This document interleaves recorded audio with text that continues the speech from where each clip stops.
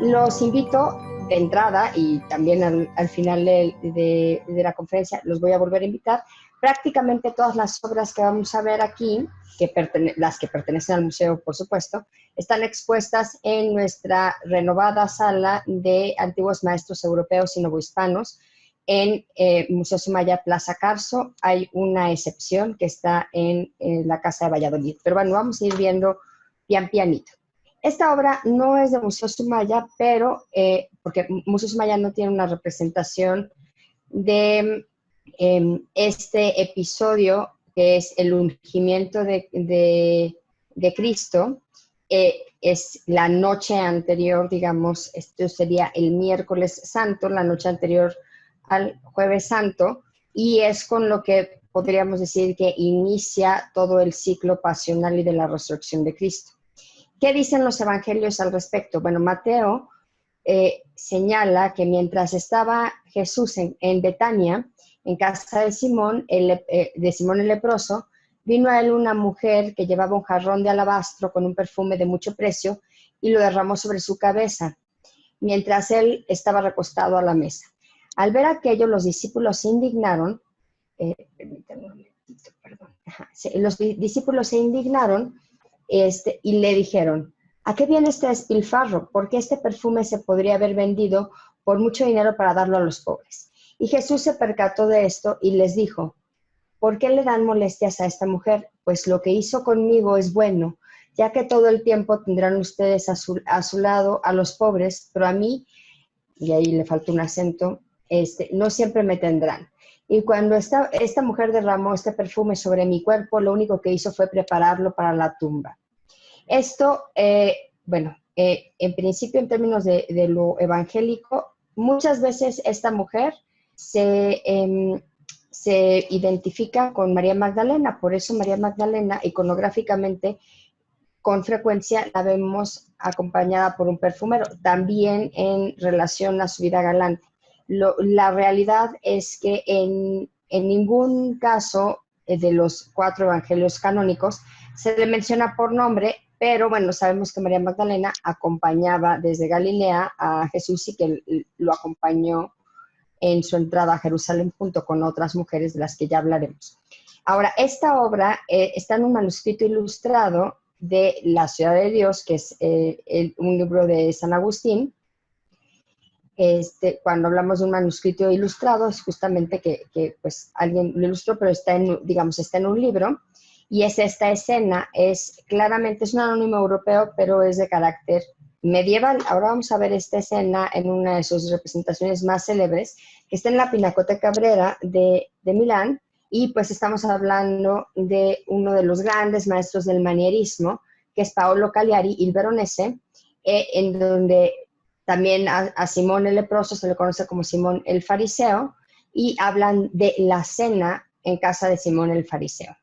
Durante esta cena es cuando Judas se acerca a los sumos sacerdotes del Sanedrín, es decir, del templo judío, para ofrecerles a Cristo a cambio de unas monedas, ¿no? De hecho, aquí, no sé si alcanzan a ver mi mouse, creo que no, pero bueno, en la otra mesa, en la primera mesa, en una de las mesas en el extremo, está Cristo, que le está ungiendo los pies la mujer, y en la otra mesa está pues Judas, y se ve pues como ven a Cristo con recelo en la mesa, digamos, opuesta, ¿no?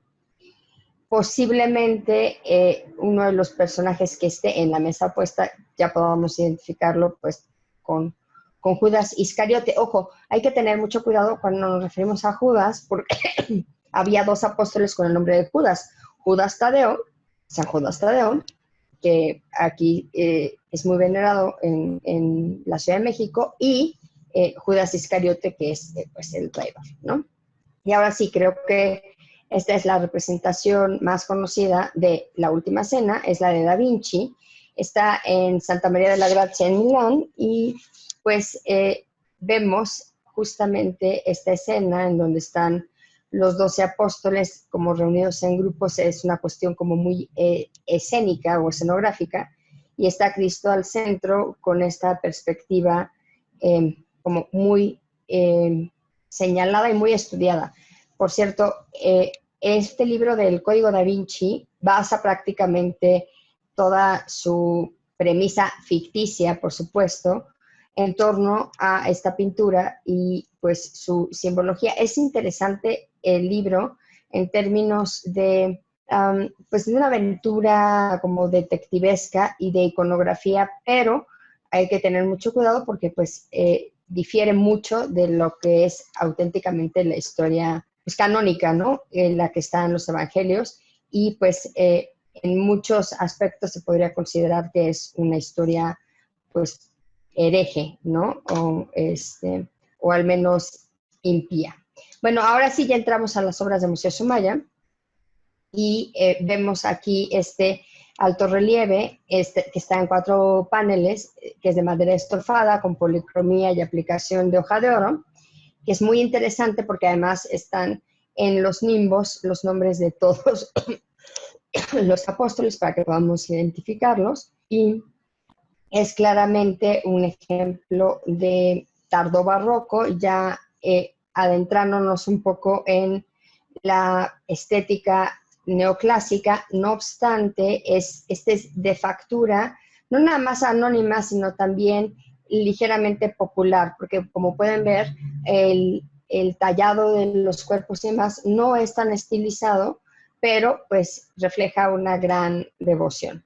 Aquí podemos identificar claramente quién es el traidor porque es el que no trae nimbo. Bueno, hay 2 personajes que no tienen nimbo, que están el nimbo es lo que se conoce como aureola, pero en realidad se debe llamar nimbo, ¿no?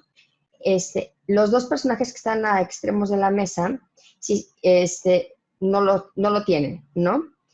Pero uno de ellos es Felipe, San Felipe, y el otro es, pues, Judas Iscariote. ¿Quién creen que sea Judas Iscariote? Pues, por supuesto, el que está señalando como con el dedo índice pues ¿cómo se dice? El cuchillo con el que va metafóricamente a acuchillar a Cristo detrás, ¿no? Es importante notar que pues todos tienen nimbos con sus nombres. Por ejemplo, cuando vemos Jacobus, estamos hablando de Santiago. Jacobo, o la palabra Jaime, por ejemplo, Iago, en portugués, todas estas están derivadas de la misma raíz. Y en español, la denominación de que es santo ya se le incluye al nombre. Entonces, en realidad, Santiago quiere decir San Jacobo, San Jaime, Santiago. Santiago. Entonces, los 2 Jacobos que hay son Santiago el mayor y Santiago el menor. En este caso, aquí veo uno.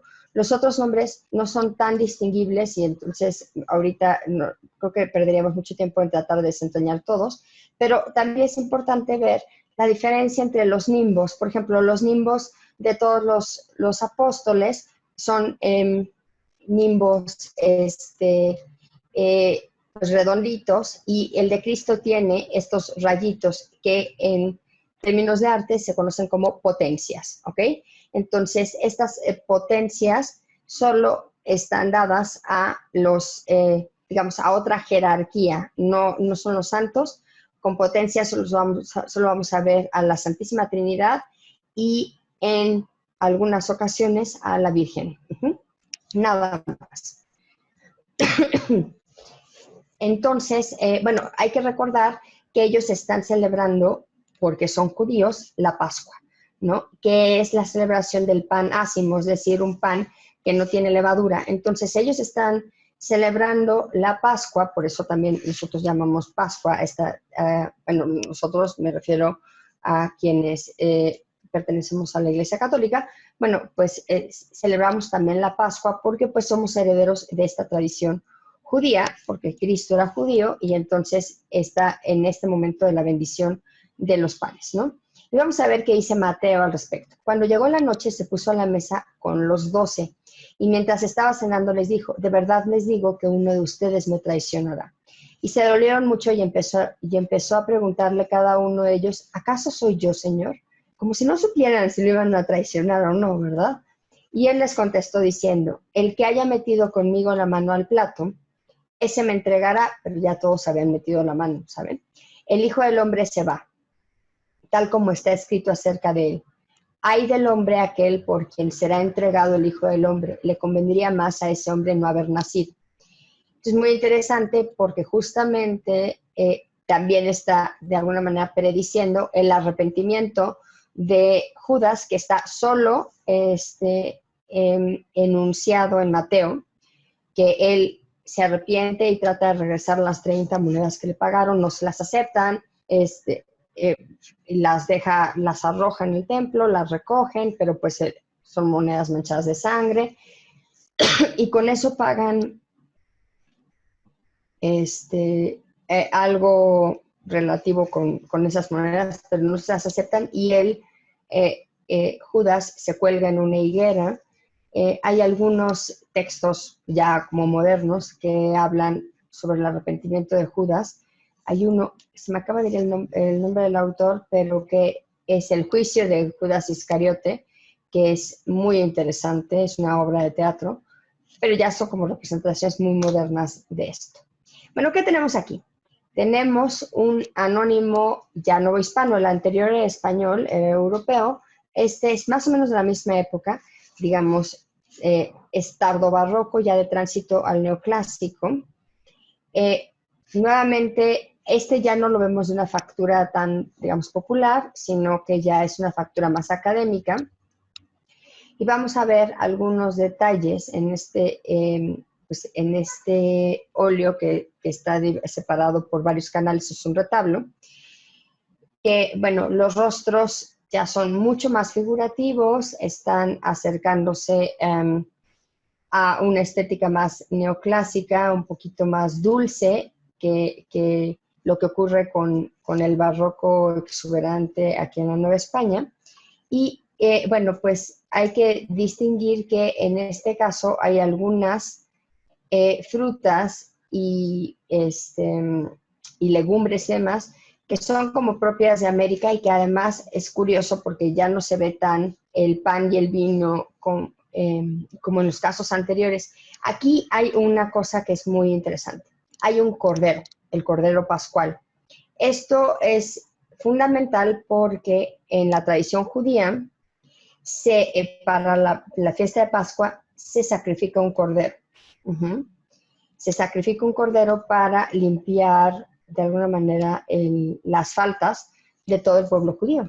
Entonces, de ahí que San Pablo sea el primero en vincular a Cristo iconográficamente con la figura del Cordero Pascual. Y podemos decir a partir de San Pablo que Cristo es el Cordero de Dios, ¿no? En misa se dice el Cordero de Dios que quita el pecado del mundo, porque precisamente es un recordatorio a la celebración de la Pascua dentro del ámbito judío. Nuevamente aquí vamos a ver a los 11 apóstoles santos con nimbos, a Cristo con potencias.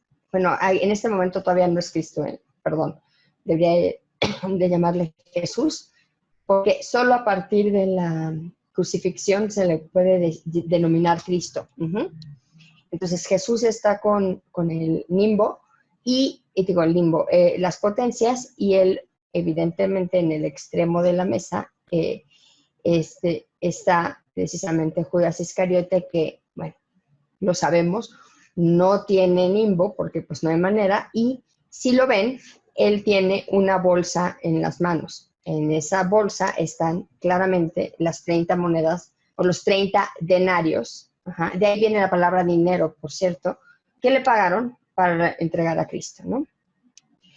Hay que recordar que justamente durante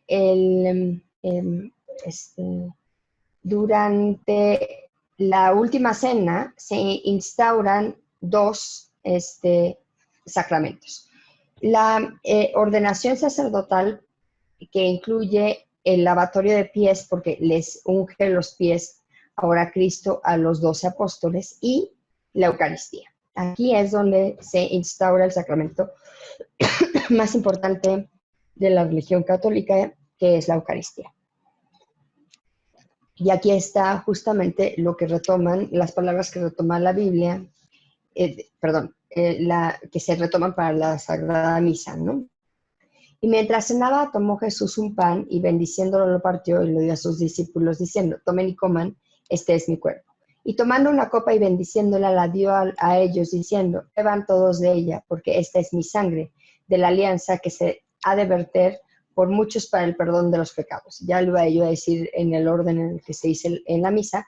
Quiero mencionarles algo más. Estoy utilizando la traducción que hizo directamente del griego el doctor Ernesto de la Peña. Estas traducciones de los evangelios son buenísimas, buenísimas, porque están anotadas. Entonces, él hace toda una serie de anotaciones de tipo histórico, filológico, contextual, religioso inclusive y de fe, en torno al evangelio. Entonces, vale toda la pena del mundo. Si ustedes, pues, les interesa la historia de Cristo, que consigan los evangelios traducidos por el doctor de la Peña con todas las notas, ¿ok? Esta obra también es del museo, es un dibujo muy interesante que hace Jean-Honoré Fragonard. Fragonard ya es un artista del rococó, que es como el barroco afrancesado, de tardo barroco y afrancesado, pero la composición es inminentemente manierista porque, bueno, entre el manierismo y el barroco, porque corresponde a Sebastiano Ricci, ¿no? Porque lo que hace Fragonard es dibujar este episodio a partir de una obra que ya está hecha también de Sebastiano Ricci. Esta obra me gusta mucho porque nos habla de algo que en ningún otro lado leemos, ¿no? ¿Qué pasa después de la última cena cuando Cristo se va con Juan, Pedro y Santiago al huerto de los Olivos o a Getsemaní a orar? Los demás apóstoles se quedan limpiando la mesa, ¿no? Es que es algo como muy cotidiano, pero que luego no pensamos en eso, ¿no? Bueno, esta obra no es del museo. Este es Andrea Mantegna.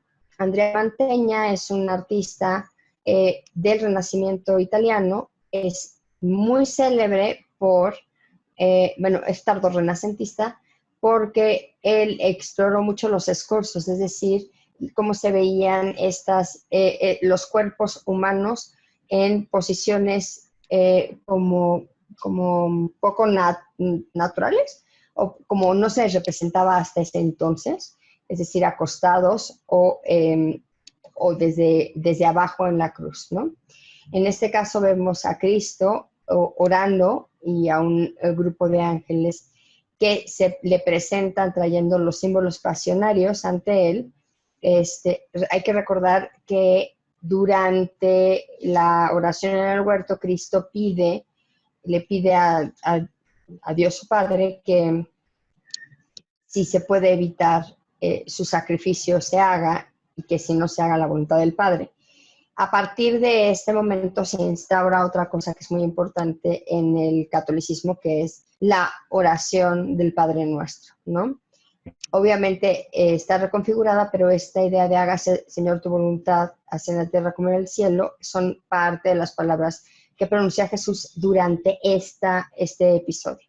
Los apóstoles, insisto, se quedan dormidos, y aquí en el fondo, con esas figuritas, vemos que está Judas indicándoles el camino a los soldados, que en este caso no se ven tan soldados, pero lo son. Bueno, ahí están ya con sus, con sus lanzas y todo, para que puedan ir a prender a Jesús. Y está la ciudad de Jerusalén con sus murallas y el muro de los lamentos y todo atrás, ¿no?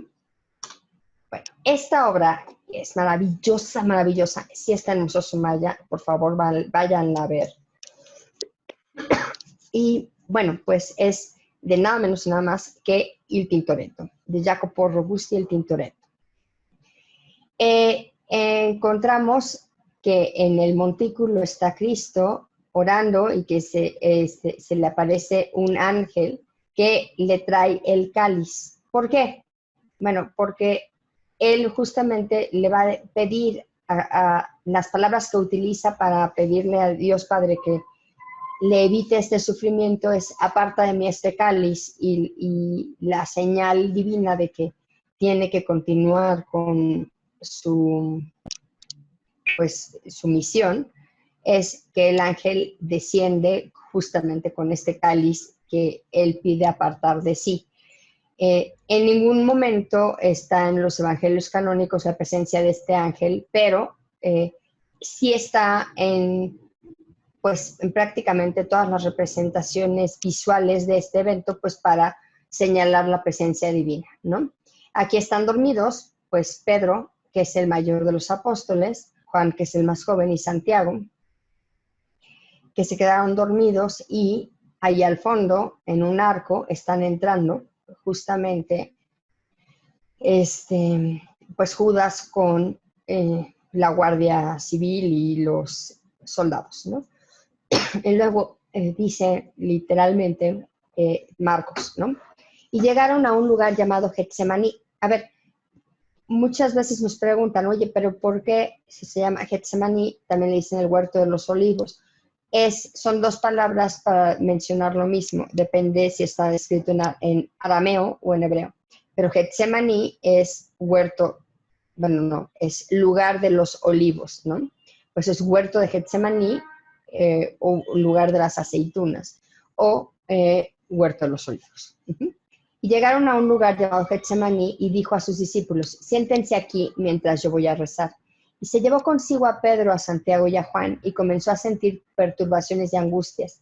Y les dijo: mi alma está triste hasta la muerte. Quédense aquí y velen.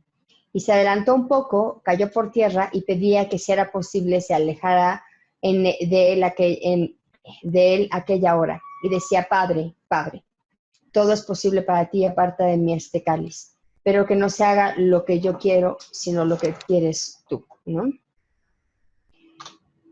Y bueno, esta es la continuación del episodio, pero es una obra muy distinta. Y se acercó a los discípulos y los encontró durmiendo, y entonces le dijo a Pedro: así pues, ¿no pudieron velar conmigo una hora? Velen y recen para que no entren en tentación. Y esta es una de las cosas que se repite muchísimo en la liturgia y en los consejos que da el catolicismo. Porque el espíritu está dispuesto, pero la carne es débil. Y los dejó y se fue de nuevo a orar por tercera vez, diciendo las mismas palabras nuevamente. Después llegó a los discípulos y les dijo: sigan durmiendo y descansando. Miren, ha llegado la hora y el Hijo del Hombre será entregado a manos de los pecadores, ¿no? Y bueno, finalmente, esta obra es muy interesante, también está en el Museo Sumaya, también está expuesta, solo que esta está en la sala 5, que corresponde al arte mexicano, porque es interesantísimo.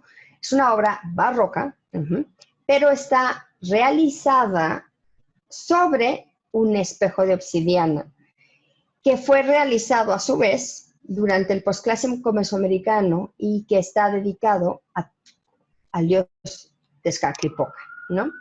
Entonces aquí vemos la convergencia o el sincretismo de las dos culturas que forman nuestra nación, ¿no? Está por un lado la mesoamericana y después la tradición cristiana que, pues, como hicieron con la catedral sobre el Templo Mayor, etcétera, en todo en su escala, que suplantó o buscó suplantar a los cultos originarios, y en este caso pues utilizaron un espejo que era un objeto de culto para los mesoamericanos para reconfigurarlo en en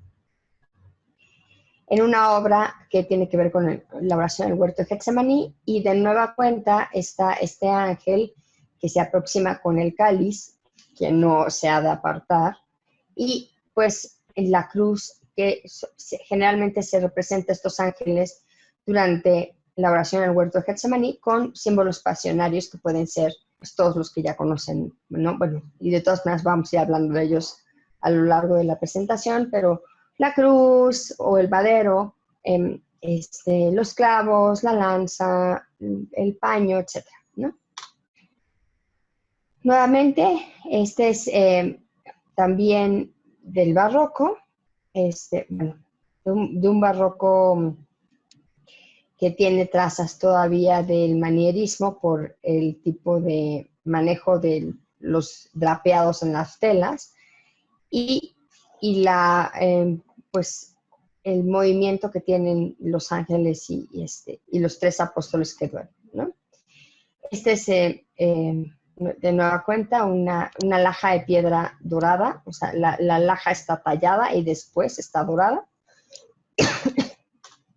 Pues bueno, esta obra no es del Museo Sumaya. Nosotros no tenemos el momento exacto en el que Pedro niega a Cristo. Pero sí tenemos dos representaciones extraordinarias de San Pedro y ahorita vamos a ir a ellas. Pero bueno, esto era para que pudiéramos decir justamente qué es lo que pasa una vez que aprenden a Cristo en el huerto de Getsemaní. Bueno, Pedro que había, en el momento en el que Cristo en la cena les dice que uno de ellos lo va a traicionar, Pedro dice, es el único que dice, yo no, yo he de ir contigo hasta la muerte si es preciso, y entonces le dice Cristo que no hable de más, que antes de que cante el gallo, lo va a haber negado 3 veces. Y efectivamente, ¿no? Simón Pedro iba siguiendo a Jesús, o sea, cuando lo aprenden, él lo sigue y se cuela, digamos, en la casa del Sanedrín, de los sumos sacerdotes judíos, para tratar de averiguar qué estaba pasando con el maestro. Es más, en 2 de los evangelios, uno es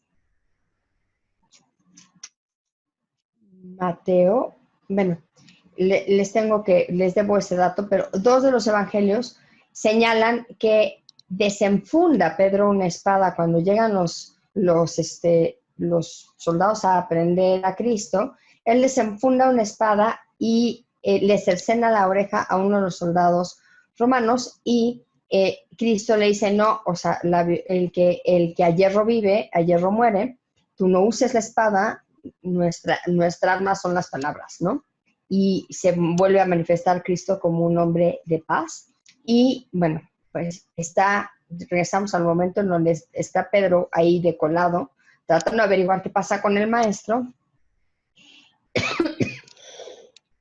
y lo niega, ¿no? Simón Pedro iba siguiendo a Jesús junto con otro discípulo. Este discípulo era conocido del sumo sacerdote y entró en el palacio de al mismo tiempo que Jesús, mientras Pedro se quedaba fuera a la puerta. Salió entonces el otro discípulo a quien conocía el sumo sacerdote, habló con la portera y condujo adentro a Pedro. La criada portera le preguntó a Pedro, ¿no eres tú también discípulo de ese hombre? Y aquel dijo, no, no lo soy. Y él negó diciendo, ese es Juan, ¿no? Y también Mateo nos platica de esto. Y él negó diciendo, ni sé ni entiendo de qué me estás hablando. Y salió afuera al zaguán y un gallo cantó. Y al verlo la criada comenzó a decir a los presentes, este es uno de ellos. Y él lo volvió a negar, y al poco tiempo los que estaban allí presentes dijeron de nuevo a Pedro, verdaderamente eres uno de ellos, pues eres Galileo. Pero él comenzó a decir maldiciones y a jurar, diciendo, no conozco a ese hombre. Y en ese momento cantó el gallo. Entonces el gallo canta, lo ha negado 3 veces antes de que cante el gallo. Cuando Pedro se da cuenta de lo que hizo y recuerda las palabras de Cristo, llora, ¿no? Y nosotros tenemos 2 ejemplos magníficos de las lágrimas de San Pedro, ¿no? Una de ellas es este lienzo maravilloso del Greco, que también está ahí expuesto en Sala 3, y el Greco es un artista manierista. Vamos a ver que el manierismo se encuentra entre el Renacimiento y el Barroco. Es mucho más luminoso que el Barroco. De hecho, sobre todo el manierismo de corte veneciano, que es el que estudia el Greco, tiene estos colores muy vivos. La cromática veneciana es muy característica y aquí lo podemos ver con este amarillo y este azul casi plateado. Otra característica muy peculiar del manierismo son los drapeados, que suelen ser como muy brillantes y parecía que las telas son como almidonadas. Y una característica muy peculiar del arte del Greco va a ser el alargamiento de las figuras, ¿no? Él va a tener siempre figuras muy alargadas, elongadas, sí, como si estuvieran siendo jaladas, como en este caso se nota en el cuello, y esta perspectiva un poco extraña que tiene San Pedro, ¿no? Y por otro lado tenemos un magnífico ejemplo de José de Ribera, el Españoleto, que fue un artista del barroco italiano, ojo. O sea, él nació en España y por eso lo llamaban el Españoleto, pero se formó y realizó su carrera en Italia. Es un ejemplo del barroco italiano, que es posterior al manierismo, y ya vamos a ver ejemplos clarísimos de la influencia de Caravaggio, que es el maestro del claroscuro, ¿no? O sea, el fondo aquí es oscurísimo, del que resalta esta imagen de San Pedro en penitencia. Aquí no se notan las lágrimas como si lo vemos en los ojos llorosos del Greco, pero sí se encuentra San Pedro en penitencia en este momento ante haber negado a Cristo, ¿no? Que fue el mayor de los momentos de arrepentimiento de San Pedro. Esta obra está en el Museo del Prado. Es un Cristo de la columna. En el Museo Sumaya tenemos representaciones de los despojos de Cristo, de los azotes de Cristo, etcétera, pero no tenemos propiamente un Cristo de la columna. Esta es una representación que no quise dejar de poner porque es una parte de la iconografía como muy frecuente del ciclo pasionario, y es de Domenico Tiepolo, que es barroco italiano, y vamos a ver que está Cristo atado a una columna. Ojo, el asunto de la columna no está en los evangelios canónicos. ¿Cuáles son los evangelios canónicos? Para que los recordemos: Marcos, Mateo, Juan y Lucas. Hay una serie de evangelios que son evangelios apócrifos. Eso no quiere decir que, o sea, el que no está en la Biblia no quiere decir que sean malas referencias, simplemente que son de otra época o que por los diferentes concilios no fueron autorizados como si fueran autógrafos, ¿no? Pero muchas de las cosas que están en la tradición del arte provienen de los evangelios apócrifos y de la tradición de boca en boca de estas narraciones orales que se dieron sobre Cristo, pero que no necesariamente fueron consignadas por estos 4 evangelistas, ¿ok? Es el caso de la columna, no de los azotes están súper documentados, pero la columna, o sea, que lo hayan atado a una columna, parece que es una adición posterior. En todo caso, una de las iconografías más frecuentes relacionadas con, ya no es el Jueves Santo, perdónenme, no les dije el paso del día, ya es el amanecer, digamos, del Viernes Santo, del Viernes de la Pasión, justamente cuando Cristo recibe estos azotes. Bueno, aquí está Marcos, justamente como él plantea los azotes, ¿no?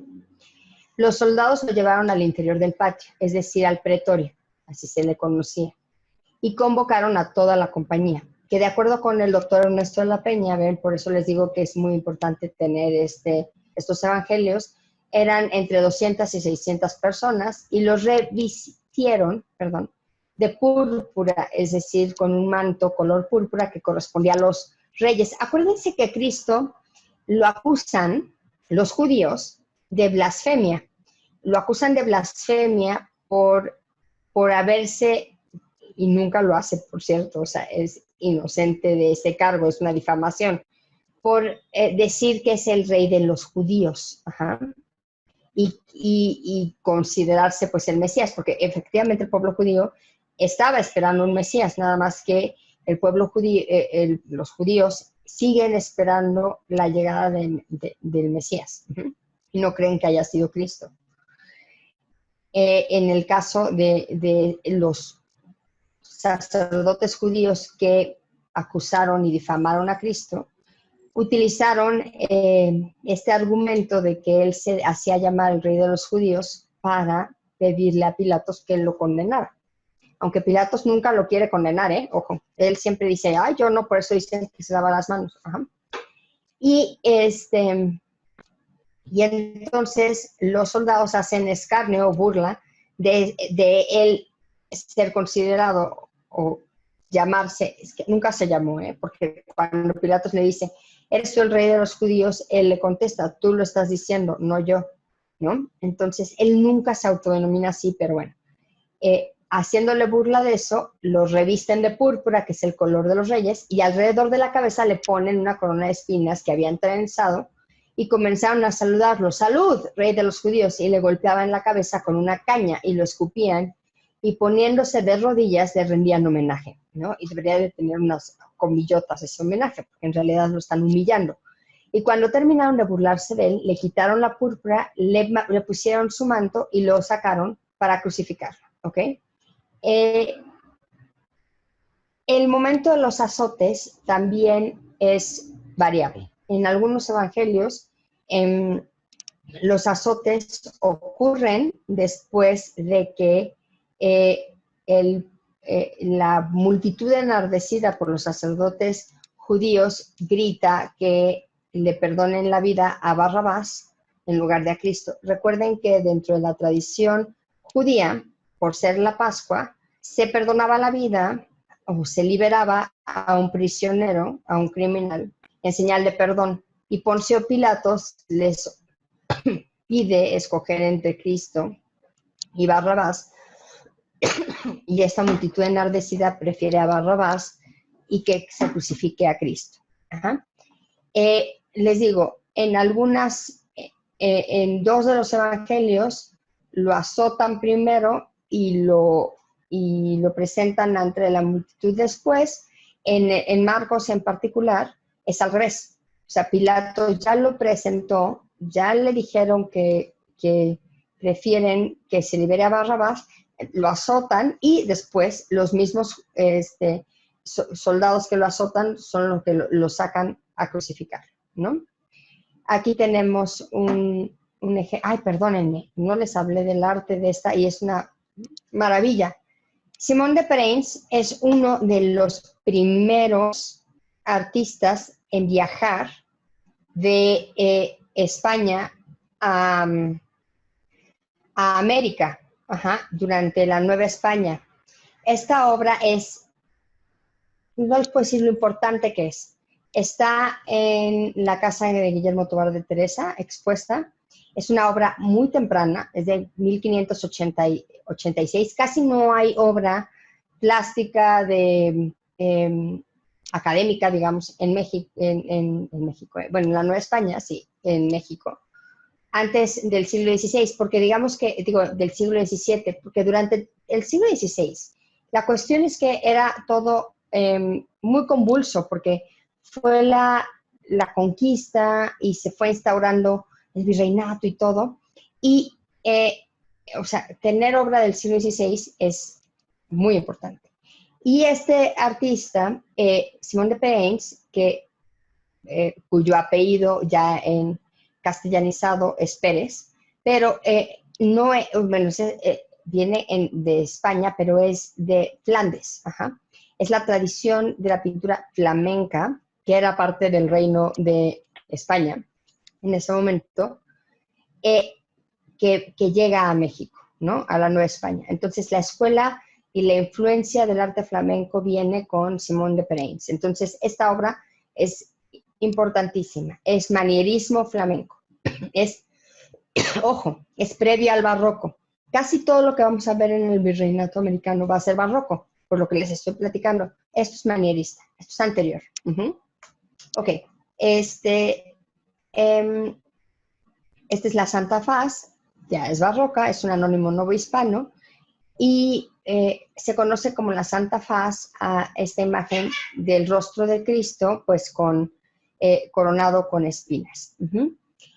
Ojo, por ejemplo, la Verónica, o el manto de la Verónica no es un personaje que aparezca en la Biblia, sino en la tradición se habla de la Verónica, esta mujer compasiva que le limpia el rostro a Cristo durante el camino del Calvario, el Vía Crucis o el camino de la cruz, y le limpia la faz y esta se queda impregnada en el manto de la Verónica. Que la mujer se llame Verónica en realidad no era cierto, porque Verónica quiere decir veros íconos, o el ícono verdadero, la verdadera imagen. O sea, Verónica significa esto, la Santa Faz, pero que es la verdadera imagen, que es el rostro de Cristo impregnado en este manto, ¿no? Y luego, a partir de ahí, se derivó el nombre que muchas mujeres tienen de Verónica, pero la mujer es anónima, no sabemos cómo se llamaba realmente, ¿no? Pero quiere decir veros íconos, es decir, la cara verdadera. Bueno, aquí tenemos la Santa Faz de un anónimo a partir de una versión de Alonso López de Herrera. Y bueno, esta imagen es también muy interesante. Es una calcografía a 2 tintas, pero tenemos el anverso y el reverso. O sea, tiene 2 vistas en Susma, y es una estampa calcográfica, y es el Cristo del Socorro de las Benditas Ánimas del Purgatorio, venerado en la Catedral Metropolitana. Es del siglo XVIII, ya no podemos decir que sea barroco propiamente, y lo que vamos a ver es pues a Cristo azotado, ¿no? Con esta profusión de llagas y de heridas que además fue muy común en la forma en la que se le representaba aquí en la Nueva España. Pero bueno, lo que hace más interesante esta estampa es que tiene justamente estas 2 vistas de la devoción, y que si vemos la espalda rota y que se le alcanzan a ver las costillas, pues sí nos habla de lo fuertes y sangrientas que eran las imágenes en la Nueva España, sobre todo, comparadas con otras imágenes del barroco europeo y no sería el neoclasicismo europeo, que no son ni remotamente tan sanguinarias, ¿no? Por ejemplo, ¿no? Ecce Homo o Ecce Homo de Bartolomé Esteban Murillo, de la mayor tradición del barroco sevillano. Observen, por favor, que está el claroscuro típico del barroco, pero los rostros de Murillo son siempre dulcísimos, siempre convocan muchísimo la compasión y a la ternura, porque son rostros muy dulces y está este manto encarnado, ¿no? El episodio de Ecce Homo, o Aquí está el hombre, no está más que en el Evangelio de Juan. Y por eso yo les decía que el orden de los factores aquí cambia, ¿no? Si bien con Mateo vimos que primero lo sacan al balcón para que la multitud elija entre Barrabás y Jesucristo, como en Juan, esto ocurre después. Y dice Juan: Pilatos volvió a salir y les dijo: miren, lo traeré fuera para que sepan ustedes, que no encuentro en él ninguna culpa. Jesús salió con la corona de espinas y el manto color púrpura. ¿Ven? Aquí otra vez se pone el manto púrpura, que no es con el que lo crucifican. O sea, el manto púrpura es solo para, como en el momento de la burla. Ajá. Y Pilatos les dijo: aquí está el hombre. Eso es lo que dice en latín Ecce Homo. Por eso se llaman Ecce Homo estas obras. Esta es otra iconografía también vinculada evidentemente con la pasión. Aquí hay otro Ecce Homo. Este es un trabajo indo-portugués en marfil. Casi no les puse escultura, pero tenemos en la colección Museo Sumaya Cristos expirantes de marfil y bueno, y de otras esculturas y de otros materiales muy importantes, pero pues no íbamos a acabar nunca con esta presentación porque tenemos muchísima obra, pero esto es muy importante porque es una crismera, es decir, un contenedor de santos óleos, para la unción de los enfermos, etcétera. O sea, tiene un depósito que se abre y ahí están los santos óleos. Y bueno, pues es un anónimo que, pues evidentemente es Cristo como Ecce Homo, ¿no? Ahora vamos a ver otra iconografía muy, muy relacionada con la pasión, pero que no está, o sea, que no tiene fundamento en los 4 evangelios, sino en una profecía de Isaías. ¿Qué dice la profecía de Isaías? Despreciado y desechado entre los hombres, varón de dolores, experimentado en quebranto, y como que escondimos de él el rostro, fue menospreciado y no lo estimamos. Esa es la predicción que hace Isaías sobre Cristo. Y bueno, estos 2 artistas flamencos que trabajaban, solían trabajar en conjunto. Joaquín Patinir hacía el paisaje y Lucas Gassel hacía las figuras. Es un ejemplo clarísimo del manierismo flamenco. Y vamos a ver que los flamencos son los maestros del paisaje. Ellos introducen prácticamente a Europa el paisaje, y esta idea de paisaje que tiene Patinir es clarísima, como alcanzamos a ver con pues, los diferentes planos, muchísima profundidad de campo. Le gustaba a Patinir los, digamos, aeropaisajes, lo podemos denominar así, porque son paisajes como muy elevados, en donde el punto de vista es como si estuviera volando, ¿no? Aquí vamos a ver a Cristo representado varias veces. Eso también es muy común en la pintura flamenca, ¿no? Está en primer plano como el varón de dolores, pero sí está representado en el Monte Calvario, pues entre los 2 ladrones siendo crucificado, y ahí en el fondo estamos viendo cómo es aprendido, y aquí estamos viendo cómo en esta otra zona cuando están construyendo la cruz. Otra de las cosas particulares de la tradición flamenca es que prácticamente no buscan que sea históricamente correcto su representación, pues pueden ver que todos los soldados están vestidos a la usanza del siglo XVI flamenco, ¿no? Con sus calzas y todo. A ellos, el único que porta un paño, que como corresponde, pues es Cristo, pero todos los demás están ataviados como a la usanza de su época, y la villa que está en el fondo es una villa flamenca, no trata de ser Jerusalén, no trata de imitar la orografía y el paisaje de Palestina en lo más mínimo, ¿no? Más bien la flamenca. La región flamenca es prácticamente, pues Flandes era parte de Bélgica y de Países Bajos, y la región flamenca permaneció, bueno, fue muy convulso la reforma en esa área, y una zona, incluyendo pues Patinir y Gassel y todo, permanecieron siendo católicos, mientras que otros empezaron a ser protestantes. Entonces aquí estamos viendo, pues, justamente de tradición flamenca, pues, el flamenco católico. Bueno, aquí tenemos a otro flamenco, que es Peter Valtens, perdónenme, también conocido como Custodis. Y este es el Calvario, o también conocido como el Via Crucis, o la Vía de la Cruz, ¿no?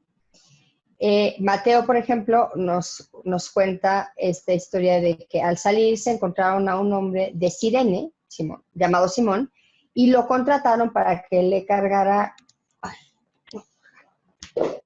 la cruz o lo ayudara, ¿no? Pero así lo pone Mateo. Y fueron a un lugar llamado Gólgota, que significa el lugar de la calavera. Y le dieron de beber vino mezclado con hiel, y cuando lo probó no quiso beber. Ahora, quiero hacerles una señal de, una aclaración sobre el Gólgota. Ajá. Significa en arameo el lugar de la calavera, y Calvario significa en griego lugar de la calavera. Entonces, es lo mismo decir Gólgota que decir Calvario. Ahora, ¿a qué calavera se refieren? Bueno, según la tradición, no está en ninguno de los evangelios, pero según la tradición, la calavera de Adán estaba enterrada en el Monte Calvario, de Adán, el padre de los hombres. Y la cruz de Cristo cayó, o sea, cuando la clavaron, y ahorita les hablo de otro problema histórico aquí, pero cuando clavan la cruz, el madero rompe la calavera de Adán, y al romperlo se elimina también el pecado original, porque recuerden que Cristo viene a salvarnos del pecado original. Y en este caso vemos a Cristo llevando en una de sus caídas y está llevando la cruz completa. Esto es históricamente inexacto. Cristo solo llevó un madero, porque en el Monte Calvario ya estaban dispuestos los postes, digamos, verticales, ¿no? Los crucificados, bueno, normalmente no llevaban su madero, pero Cristo sí, porque lo querían humillar todavía además, pero solo llevaba uno, ¿no? O sea, estas imágenes que vemos de Cristo llevando la cruz completa son muy didácticas para que la gente entienda que pues justamente llevaba las dos partes, ¿no? Pero no, en realidad solo llevaba uno. Está María desmayada con Juan que la está como sosteniendo, y están las tres Marías que la acompañan, que son María de Magdala o María Magdalena, María Cleofas y María Salomé, ¿no? De ahí las tres Marías, o sea, cuando vuelvan a ir a Cuernavaca y se pregunten, ay, pero ¿quiénes son las tres Marías? Son las mujeres que acompañaban a María, la Virgen. O sea, en realidad son cuatro. Son María de Magdalena, María, la Madre de Cristo, María Cleofas, María Salomé y María Magdalena. Pero ahorita vamos a ir a las Marías, ¿no? Una de las cosas que también quiero señalarles es que el Via Crucis no está consignado en los evangelios, no en los canónicos, nuevamente. Está tomado de los evangelios apócrifos y de la tradición. De hecho, es en el medievo cuando se empieza a celebrar el Via Crucis como una serie de estaciones en donde se hacía oración. Pero ninguno de los cuatro evangelistas documentan las tres caídas. Ellos documentan nada más que Simón de Cirene le ayudó, y todo el momento de las caídas, las tres caídas, el manto de la Verónica, todo eso no está documentado en la Biblia, ¿ok? Muy bien. Ahora sí, aquí estamos viendo ya una crucifixión. De nueva cuenta, esto es inexacto en términos, como se dice, históricos, porque están levantando la cruz completa de uno de los dos ladrones. Vamos a ver otra vez el gusto, como en este caso, como en el caso anterior y en este caso, de los flamencos por el paisaje. Si ustedes ven una escena con un paisaje muy amplio y muchas figuras chiquitas, casi hechas con lupa y mucha minucia, del siglo XVI, mediados del XVI y principios del XVII, casi seguramente es flamenca. ¿No? Los italianos hacían otras cosas que ahorita vamos a ver, no, o sea, son otros encuadres, otras composiciones, pero estas son muy características del arte flamenco. Y bueno, aquí nos dice Marcos, era la hora tercera y lo crucificaron, perdón, me faltó ahí, estaba yo copiando y se me fue la cabra. Y estaba escrita la causa de su condena, el rey de los judíos, sobre el madero. Y crucificaron junto con él a 2 ladrones, uno a su derecha y el otro a su izquierda. Ninguno de los evangelistas los menciona por nombre, ¿eh? Nuevamente, que sean Dimas y Gestas. De hecho, la fuente de los nombres de los ladrones Dimas y Gestas es los Hechos de Poncio Pilatos, que parece que es también un texto apócrifo que no lo escribió Poncio Pilatos, pero ahí están documentados los nombres y de acuerdo con diferentes tradiciones tienen diferentes nombres, pero sí está documentado por todos los evangelistas que fue crucificado junto con otras 2 personas, ¿ok? Y, ojo, también dice que es la hora tercera. Nosotros, existe como la confusión de que fue a las 3 de la tarde. No, fue a las 9 de la mañana. Otra vez, esto lo sé gracias a mi lectura de Ernesto de la Peña, porque pues en ese momento se leía el tiempo de forma diferente. Entonces, de acuerdo con la cronología, y además hay divergencia entre los evangelistas, pero de acuerdo con la cronología que se puede establecer con Marcos y con, me parece que Lucas, lo crucifican a eso de la hora tercera, o sea, a las 9 de la mañana, expira como a la hora sexta, que es mediodía, y desciende, o sea, el descendimiento de la cruz es como a la hora, ¿qué es? Sexta, nona, a la hora nona, que serían las 3 de la tarde, ahora sí. Entonces, bueno, pues hemos vivido en el error, como diría mi papá. Bueno, entonces aquí tenemos esta imagen y acá vemos otra vez al Tintoretto con todo su color veneciano, en esta imagen que pues da mucho de qué hablar, ¿no? Bueno, vemos a los 2 ladrones, a Cristo en medio. Vamos a ver algunas de las características más interesantes del manierismo. Vamos a ver estos paños, que son paños como si estuvieran muy almidonados prácticamente, o sea, se mueven con el viento, pero parece que están como prácticamente fijos y almidonados.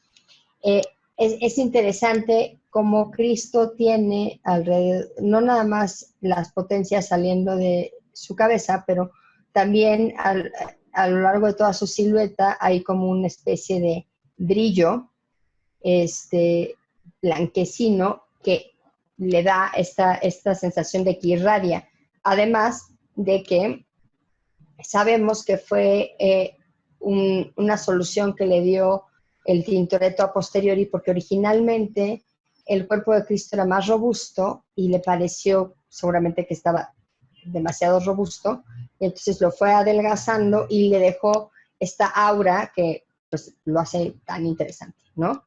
El blanco de Cristo, o sea, fíjense en la cromática, porque ayuda el blanco del paño y el blanco, la palidez de su piel para llamar la atención del espectador. ¿No? Esta obra está, digamos que está compuesta en forma de un triángulo en donde el foco de atención es el rostro de Cristo, arriba está la puesta en burla del rey de los judíos, Inri, y vemos cómo los soldados se alejan habiéndolos dejado crucificados. ¿No? Y bueno, pues Aquí hay otra cosa que tampoco está en los evangelios, que también es de la tradición, que también es posterior, que también viene de los apócrifos y de la tradición, que es que a Cristo lo clavaron. En ningún momento en los evangelios dice que le hayan puesto clavos, ¿no? Pero aquí vemos claramente, ya con el Tintoretto, que están los 3 clavos y que los otros ladrones están atados, ¿no? Y ojo, lo de los clavos también fue todo un debate porque se han contado a veces como 2, a veces como 3 por la Trinidad y a veces como 4. Y hubo un debate intensísimo con el Concilio de Trento para saber si era o no era cuántos clavos eran. Y ahorita vamos a volver a hablar de los clavos. Y bueno, aquí vamos a ver, Lucas es el único, ¿sí es esto? Sí. El único que menciona al buen ladrón y al mal ladrón. Los otros evangelistas solo mencionan que lo crucificaron junto con otras 2 personas. Pero Lucas sí especifica y dice, y uno de los malhechores que estaban colgados junto con él lo insultaba diciendo, ¿no eres tú el Mesías? Sálvate a ti mismo y a nosotros. Pero el otro respondiendo lo reprendió diciendo, ¿ni siquiera temes a Dios cuando estás con él sufriendo el mismo castigo? Porque nosotros recibimos lo que corresponde a lo que hicimos, pero este no hizo nada indebido. Y a Jesús le dijo, Señor, acuérdate de mí cuando llegues a tu reino. Y Jesús le contestó, en verdad te digo que hoy estarás conmigo en el paraíso. Y bueno, pues aquí tenemos otra representación extraordinaria del manierismo, pero esto es claramente el Greco, ¿no? Yo les decía que eran figuras elongadas. Esta crucifixión es clarísima del Greco. Vamos a ver esta figura serpenteante de Cristo, ¿no? O sea, serpenteante porque parece que hace una S, y que prácticamente es como si sus piernas y su cuerpo estuviera casi derritiéndose. Es un Cristo muy alargado, con una figura muy estilizada. Retomando del Tintoretto, también tiene a estos soldados romanos que se están yendo, como en perspectiva, y están, aquí vemos claramente la calavera del Calvario a los pies de Cristo, junto con otros huesos, ¿no? También sabemos que el Monte Calvario era usado como cementerio, entonces pues tampoco era extraño. Aquí es muy interesante porque vemos también el efecto del milagro de que se oscureció el cielo y tembló, etcétera, hecho en esta especie de nube oscura que pues parece dibujar también la silueta de Cristo e ir de la mano a la silueta de Cristo, y eso hace que resplandezca Cristo porque hace un efecto claro oscuro junto con el blanco y la palidez de su piel, ¿no? Y dice Mateo, y entonces se rasgó en 2 el velo del templo, desde arriba hasta abajo, y la tierra fue sacudida por un sismo, y las piedras se partieron, y se abrieron los sepulcros, y muchos cadáveres de los santos que allí reposaban resucitaron. Y después de que él resucitó, ojo, porque no es antes de que Cristo resucite, salieron de sus sepulcros y entraron en la ciudad sagrada y aparecieron a muchos. O sea, a partir de que Cristo resucita, resucitan las personas que habían muerto esperando la salvación, ¿no? Y bueno, resucitan y salen de sus sepulcros y se presentan sus espíritus ante sus familiares. Apuesto, bueno, es que este fragmento, pues se lee muy poco, al menos se lee muy poco en misa, ¿no? Aquí tenemos un ejemplo del barroco de Murillo, nuevamente, que es la crucifixión de Murillo. Vemos a un Cristo que ya no es tan delgado como los manieristas, ni su figura tan estilizada, pero sí es mucho más dulce que en los casos anteriores. Y vamos a volver a ver este efecto del claroscuro, que y estos brillos alrededor de Cristo y la cruz que le dan este efecto casi de que está levitando, ¿no? Y está nuevamente el cráneo a los pies de la cruz y me queda poco tiempo. Y Jesús, dando un fuerte grito, dijo: Padre, en tus manos encomiendo mi espíritu. Y dicho esto, exhaló el espíritu. Y el centurión, al ver lo que había pasado, glorificó a Dios diciendo: en verdad que este hombre era inocente. Acuérdense que hay un centurión que se conmueve ante la presencia de Cristo y ante la muerte y ante el milagro, y en ese momento se convierte. Las primeras personas que se convierten al cristianismo ocurren justamente ahí, en la presencia de Cristo en la cruz. Este es un descendimiento de la cruz que lamentablemente pues no tenemos en el Museo Soumaya, evidentemente está en el Museo del Prado, pero es muy célebre. Es un ejemplo del gótico tardío, o sea, es ya casi llegando al manierismo, al Renacimiento, pero todavía no, pero es una obra extraordinaria. Roger van der Weyden, y bueno, es un descendimiento de la cruz, es cuando bajan a Cristo, pues, de la cruz. ¿Quiénes están en este momento? Vamos a ver lo que dice Mateo. Y allí estaban muchas mujeres que miraban desde lejos y que habían seguido a Jesús desde Galilea para servirlo. Entre ellas estaba María Magdalena, que es la figura joven que vemos en este extremo. Bueno, es que no puedo señalar, pero bueno, es la mujer que llora, ¿no? En este extremo. Y María, madre de Santiago y José, y la madre de los hijos de Zebedeo. ¿Quiénes son estas dos Marías que están acompañando a María, la madre de Cristo, que es la mujer de azul que está desmayada y a quien está ayudando Juan? Bueno, son María Cleofas y María Salomé. Ahí les va. María Cleofas, ambas son hermanas de María, la madre de Cristo. Ya sé, parece que el nombre de María era muy común en esa época, porque las tres hermanas se llamaban María. María algo, María algo, María algo, ¿no? Eso es como ahora, porque se pueden llamar María Sofía, María Fernanda y María del Carmen y ser hermanas, pues así, ¿no? Bueno, María Cleofas se casó con Alfeo y es la madre de Santiago el Menor, de Simón y de Judas Tadeo, y también de José, pero él no fue discípulo, pero de los apóstoles Santiago el Menor, Simón y Judas Tadeo. Y María Salomé, que se casó con Zebedeo, que ahí está, es la madre de Juan y de Santiago el Mayor. O sea, de Juan, fíjense todos, pues, por lo menos la mitad de los apóstoles eran primos de Jesús, nada más para que lo tomen en cuenta, ¿no? Ellos estaban como involucrados. ¿Y quiénes son los hombres que lo acompañan? Bueno, pues son José de Arimatea, en cuyo sepulcro es puesto Jesús, el Santo Sepulcro, y Nicodemo y, bueno, otras personas que los ayudan, ¿no?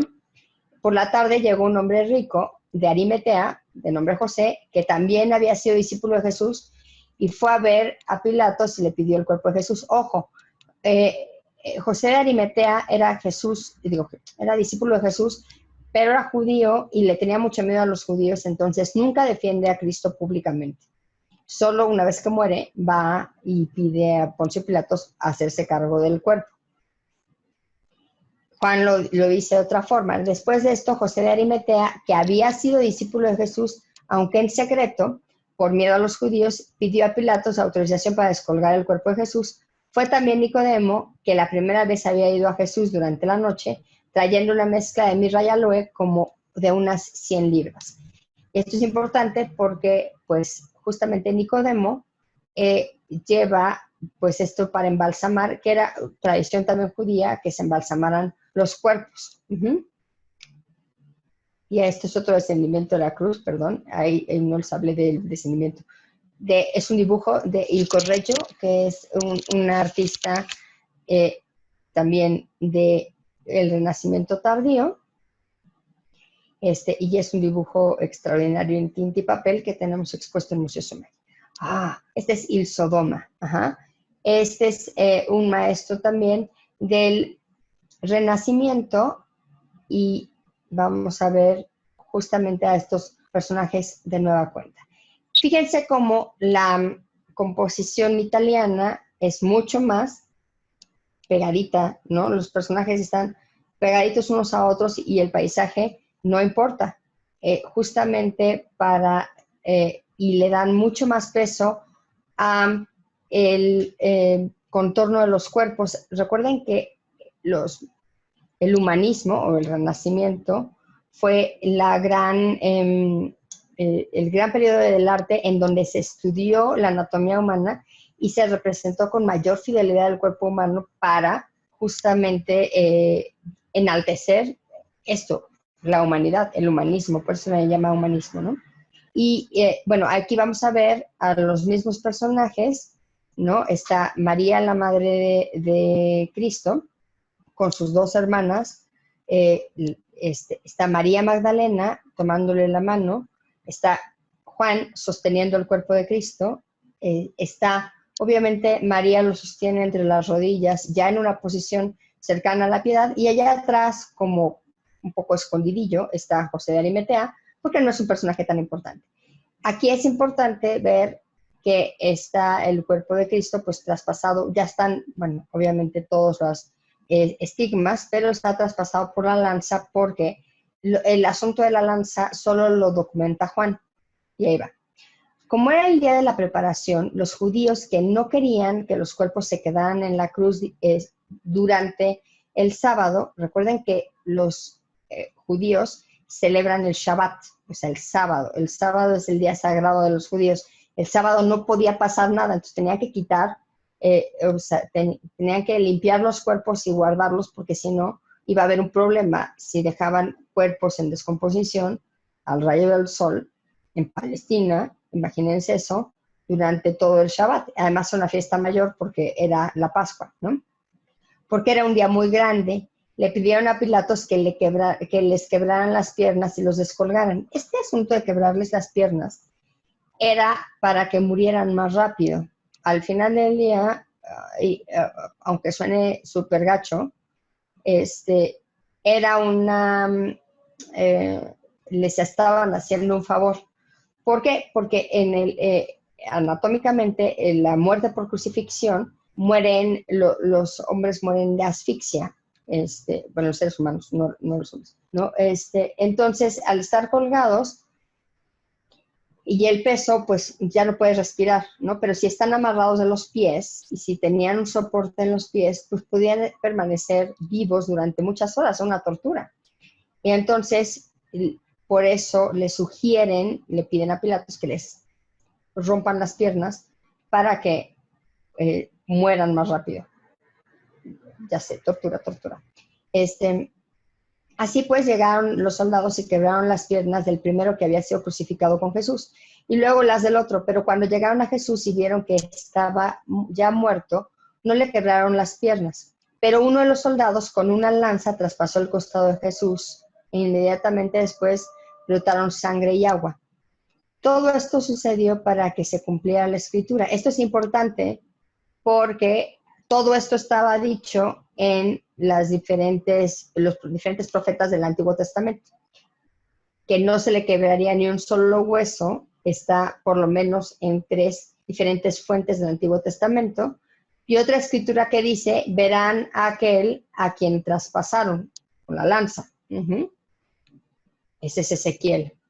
Y luego, es una lamentación o llanto por Cristo muerto que es el Tintoretto de nueva cuenta. Vamos a ver toda la teatralidad del manierismo veneciano y vamos a ver esta composición como completamente en diagonal que solo es rota pues por María Magdalena, que además está en un contrapuesto, es decir, está adelantada una pierna mientras que el otro brazo está atrás, lo que le da un carácter antinatural pero más estético. Ajá. Y entonces está Cristo pues desfallecido sobre pues María su madre, están las otras 2 Marías, José de Arimatea allá atrás, Santiago lo sostiene, Santiago, Juan lo sostiene, y María Magdalena llora desconsolada en esta posición y con un manto dorado. Nuevamente los colores muy básicos, pero muy venecianos también. Cuando Jesús vio a su madre y a su lado al discípulo que amaba, dijo a su madre: mujer, allí está tu hijo, y después dijo al discípulo, aquí está tu madre. Desde entonces el discípulo la llevó a su casa. Cuando decir que Juan la llevó a su casa es una metáfora. En realidad, lo que quiere decir es que la acogió como su propia madre. Y ya estamos terminando. Luca Giordano, esto ya es principios del barroco y lo pueden ver por la profusión de adornos. Nuevamente está el descendimiento de la cruz, pero esta composición como en S es exquisita, el cuerpo de Cristo desfalleciente, pero hace clarísima una S. María Magdalena que le besa los pies. Es que me voy a apurar un poquito para dar tiempo a preguntas. Este es un Santo Sepulcro, los personajes ya los conocen, es un alto relieve en basalto. Este es muy bonita, es una piedad, ¿no? Que ocurre el momento de la piedad, pues es justamente tras el descendimiento de la cruz, y esta obra de Luca Giordano es muy peculiar porque es óleo sobre vidrio, ¿no? Es un soporte muy poco habitual para el óleo, ¿no? Y eso le da una textura muy diferente al lienzo o a la tabla, que es donde normalmente se pone el óleo. Tenemos en Museo Sumaya, por si no lo saben, una fundición autorizada por el Vaticano de una réplica exacta de la Piedad de Michelangelo Buonarroti, y pues vale la pena visitar el museo, aunque sea solo para ver esta magnífica obra de arte. Aquí hay otras piedades, este es anterior desde luego, es un anónimo flamenco, y ahora sí, llegamos a la resurrección, ¿no? Este es un ejemplo que tenemos de la resurrección, es de Juan de Flandes, que fue el pintor de cámara y el pintor favorito de Isabel, la reina de España. Era un pintor, como lo dice su nombre, de Flandes, flamenco, y vamos a ver que a la buena usanza flamenca, los centuriones o los guardias romanos están vestidos a la usanza, pues, justamente del siglo XVI, español flamenco, ¿no? Trae Cristo el gonfalón, que es como se llama a este estandarte de la resurrección, que tiene una cruz y que está abierto en dos. Ya están los estigmas, está el costado herido y es, bueno, si uno se acerca, están hechas las llagas como con muchísima precisión y naturalidad. Y bueno, ¿qué es lo que dice Lucas al respecto? Y dice: y el día primero de la semana, ojo, el domingo no es el último día de la semana, es el primero. Muy temprano llegaron al sepulcro trayendo los ungüentos que habían preparado y encontraron la losa del sepulcro removida. Y cuando entraron no encontraron el cuerpo de Jesús. Bueno, pasan varias cosas. Dos varones de vestiduras relampagueantes, es decir, dos ángeles, se pusieron enfrente de ellas. ¿Por qué buscan entre los muertos al que está vivo? No está aquí, resucitó. Recuerden que lo que les dijo cuando estaban todavía en Galilea, diciendo que es necesario que el Hijo del Hombre sea entregado a las manos de hombres pecadores y que sea crucificado y que resucite al tercer día. Eso dice Lucas. Y bueno, esta es otra talla en alabastro, en donde vemos un episodio que solo documenta Juan, que es la aparición el mismo día de la resurrección de Cristo a Santa María Magdalena, en donde la tranquiliza diciéndole que ha resucitado, ¿no? Allá atrás vemos el sepulcro abierto, la tumba y Cristo bendiciendo a Santa María Magdalena. y dice, vio a Jesús de pie, aunque no se daba cuenta de que era Jesús. Jesús le preguntó, mujer, ¿por qué lloras? ¿A quién buscas? Y ella, pensando que era el hortelano, le dijo, Señor, si tú te lo has llevado, dime dónde lo pusiste para que yo lo recoja. Jesús le dijo, María. Ella se volteó y dijo en hebreo, Rabuni, que significa maestro, o rabino. Ajá. Jesús le dijo, no me toques, que todavía no he subido a mi Padre. Anda, ve a mis hermanos y diles, subo a mi Padre y Padre de ustedes, a mi Dios y Dios de ustedes. Y esa frase de no me toques, en latín es noli me tangere, que es nadie me toque, porque no he subido a Dios, y justamente es lo que le dice a María Magdalena en esta aparición. Y bueno, pues ya para cerrar, esta dolorosa. En términos de celebraciones, el Viernes de Dolores es el anterior al Viernes Santo, se celebra a la Virgen, al dolor de la Virgen ante la pérdida de su hijo, pero bueno, pues esto en realidad ocurre, si es que ocurre, pues es una iconografía, pues una vez que Cristo muere, pero es interesante esta obra, bueno, del barroco exuberante de la Nueva España, de nuestra tierra, de Cristóbal de Villalpando. Vamos a ver a esta a María, la Madre de Dios, con una llaga clavada en el pecho, como corresponde a las vírgenes dolorosas, a esta advocación mariana.